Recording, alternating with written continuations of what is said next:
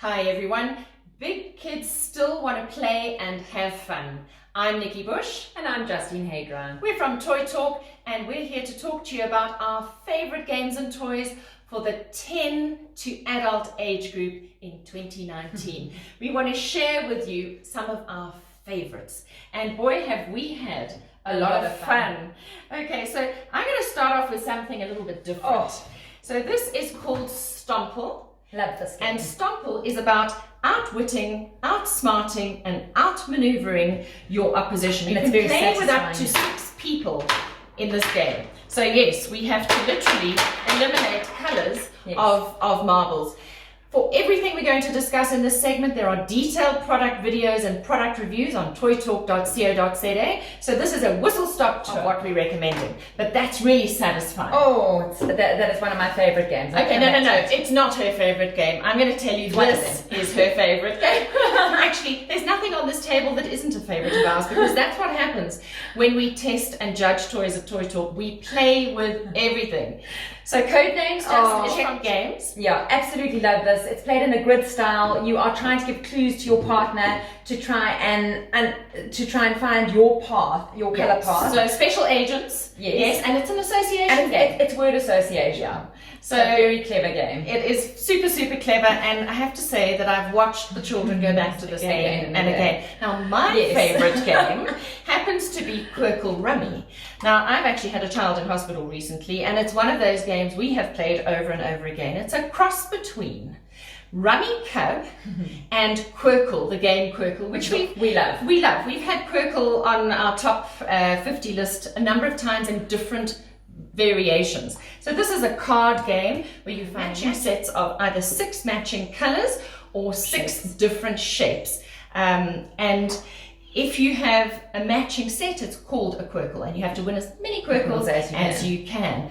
Now, we are both word game fanatics, and Bananagrams has been one of our favourites of all time over the years, and they've just come out with a new iteration called Bananagrams Duel. It's a 2-player game only. And a nice adaptation, because what they've done is they've added categories. So every time you build your grid, you've got to incorporate a word within that category. So this says, that's not a great one, clothing, or it might be food or fruit or a girl's name, but also you're not playing with tiles, you're playing with cubes. And you can roll your cubes to get the letters that you need. So that is fantastic. It's about creating your own crossword puzzle using those letter cubes. And my other absolute favourite, Justine came to me and she said, I found it. We have found the game, the ultimate dice game that ticks all the boxes for us, because we love playing on the run.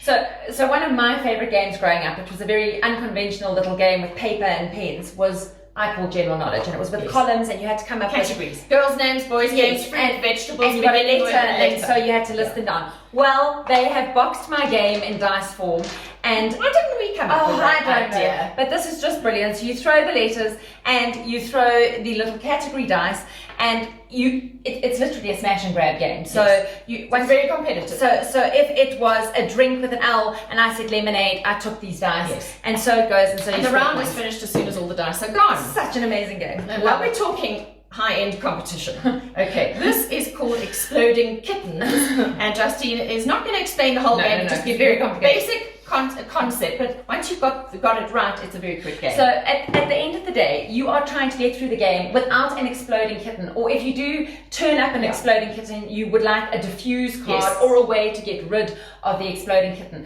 When you get rid of the exploding kitten, it goes back into the deck again. So it keeps on coming up, and at the end of the day, you are trying to be the last person standing without being exploded. So explode your friends, and avoid being exploded yourself.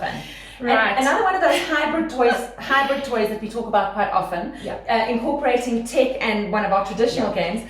Pictionary is a firm favourite in our family, always has been, and we now have Pictionary Air. Well, this is hysterical. It was hilarious, I have to say. So you are trying to draw as many pictures as you can in the allotted time, and what is actually happening is that the players are watching the screen. Because there's an interactive app that connects with this kind of laser stylus.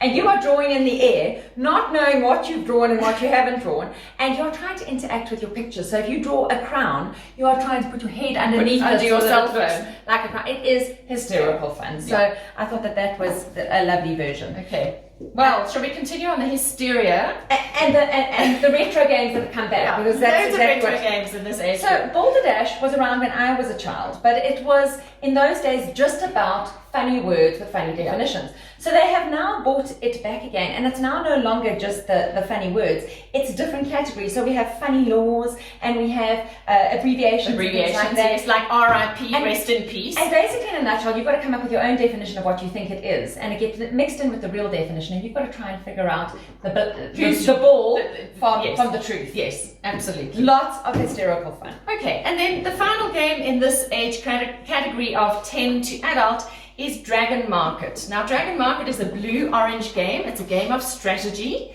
and it is about collecting treasure around your board. So you're going through the market on your little boat. Obviously, it's an Eastern market in Asia, and you have to collect treasure for the princess. It's very strategic, and it is all about how you maneuver and turn the boats in order to hop from one boat to the other. And obviously, the first person that gets back after completing 2 task cards is the winner.